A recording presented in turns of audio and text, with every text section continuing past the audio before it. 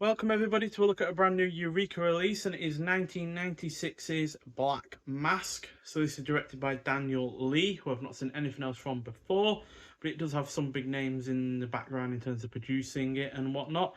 And yeah, it's a science fiction action film, and depending on the cut, you're going either from 87 minutes long to 102 minutes long. And it stars Jet Li, who I've seen in 17 other films. Favourites from him being the likes of Hero, Once Upon a Time in China, Contract Killer, and Last Hero in China. Also stars Ching-wan, who I've seen in Running Out of Time 1 and 2, Full Alert, and Shockwave 2. So this is about Shy. I'm probably going to mispronounce a load of names here, so I do apologise. But Sai Cheek is a librarian who leads a quiet, unassuming life, or at least that's what he wants people to believe. In truth, he was once a member of the 701 Squad, a group of elite combatants produced by a failed super soldier project.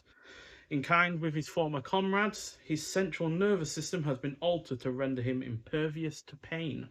When several of his fellow test subjects resurface and embark on a crime wave under the leadership of their former commander Hung Kuk, Sai is forced to use his extraordinary abilities once more. Donning a costume, he sets out to face his past as a vigilante known as a Black Mask. So now I didn't know going into this that it mixes action and sci-fi. To be honest, I was expecting this to be a relatively straightforward Hong Kong action film that we've had numerous times before from Eureka, which meant that I initially was taken aback by the gadgets and the madcap style of action, but once its style and execution became apparent, this was huge fun despite some issues. Chief among which of those issues are some ropey production in terms of special effects. Yeah, there's a particularly ropey aspect where a gadget or something wraps around a car. Looks quite cheap, but then it was a cheap film at the end of the day.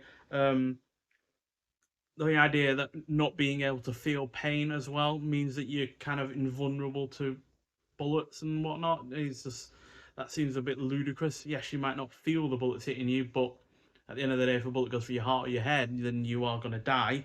And there's also a general lack of characterization. That said, the action scenes are mostly great, with some massive explosions and some really rather good gunplay in between all of that. The practical side of the production is well done, the explosions and the squibs. The pacing is on point. It is well shot. It is predominantly engrossing. The cast is really good, especially the two leads, and the violence is entertaining. So, yeah, we get four different versions with this release, which is kind of insane. We usually only get two, maybe three, but to get four is quite remarkable. We also get some new artwork on the go as well. Not sure who the new artwork is by. Yeah, new artwork by Gregory Sakurai. Hope I'm saying that name right, but yeah, I really do like the new artwork on the go. The film in general, with the whole Black Mask kind of thing and whatnot, does make me remind me of the. There were some like retro kind of superhero films in the early '90s, like The Phantom and the Shadow, I think it's called. And that's what this kind of reminds me of. But although the Black Mask and the cap does obviously remind you of like Kato from Green Hornet, I think it was called. But still, like I said, you get four different versions of this. You get the 99-minute Hong Kong cut. You get the 87-minute export cut, which is basically just English dubbed with a lot of the elements to it cut back out because that's obviously 12 minutes of scenes. Then you get the Taiwanese cut, which clocks in at 100 minutes long. So, yeah, a little bit longer than the Hong Kong cut. I think it adds a bit more violence and maybe some slightly longer dialogue scenes. And then you get the extended version, which clocks in at 102 minutes long. Now, that basically combines all of the unique elements from all the different versions into one. Now, apparently, the Taiwanese cut, which is also the extended version in some regard, the elements from those cuts aren't that great apparently in terms of the visual quality. Apparently it's more like DVD like than the Blu-ray that we have here, but still it's really nice to have four different versions of it. I only watch the Hong Kong cut because usually that's the one that I go for when it comes to these kind of films, especially when it is a Hong Kong made film. So yeah, we get the Hong Kong cut and the international export version on the first disc, and then the Taiwanese version and the extended version on the second disc. So yeah, it's all very nice. Then we also get reversible sleeve artwork. Oh no, we don't. That's unusual. Usually we do. We do get some odd artwork though that I wasn't particularly expecting. So yeah, that's basically Jet Li with the mask on, no hat, sat in a chair. Not sure why there's no reversible artwork. I have seen other types of artwork out there. So yeah, I'm not sure why. We'll just get a booklet.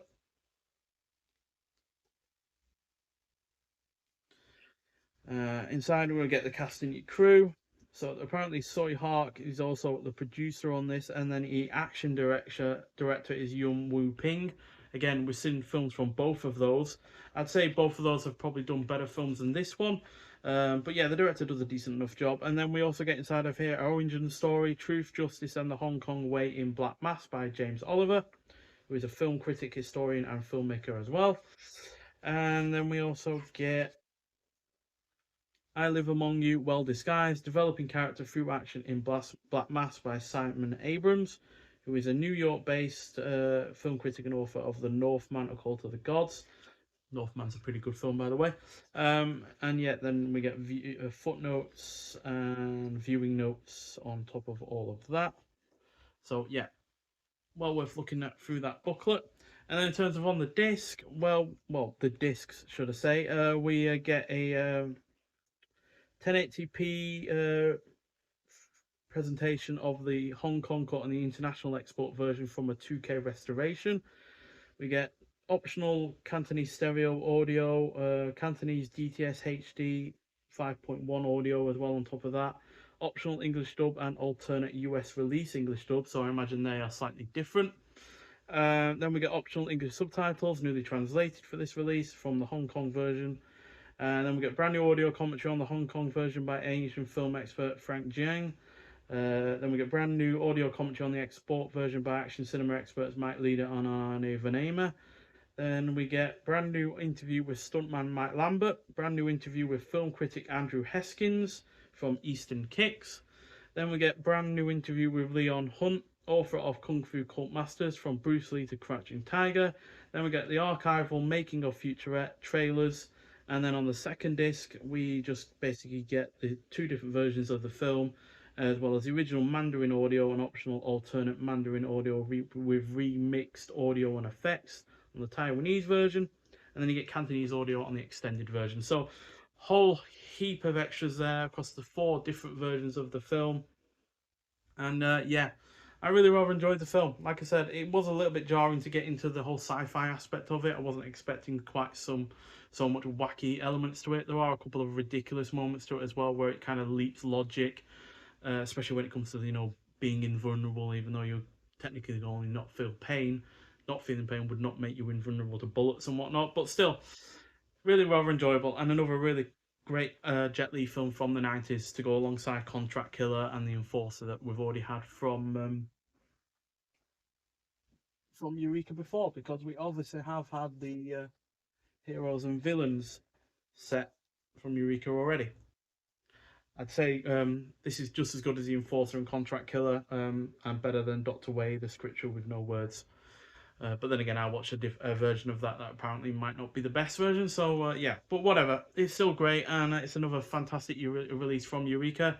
The 2K restoration looks really rather good, and yeah, it's another fantastic Hong Kong action film from them in general. To be honest, they're constantly knocking it out the park with these releases. Granted, I'm not buying everything from Eureka this year. There are a couple that have already been out that I haven't been particularly bothered about getting, but there are also more from them in the future that I am definitely going to be getting as well. So yeah, just kind of trying to balance it really in between the ones that I really want and ones I'm less interested about. Not that I won't see them, they're the ones I'm less interested about, but unlikely to buy them first without seeing them beforehand.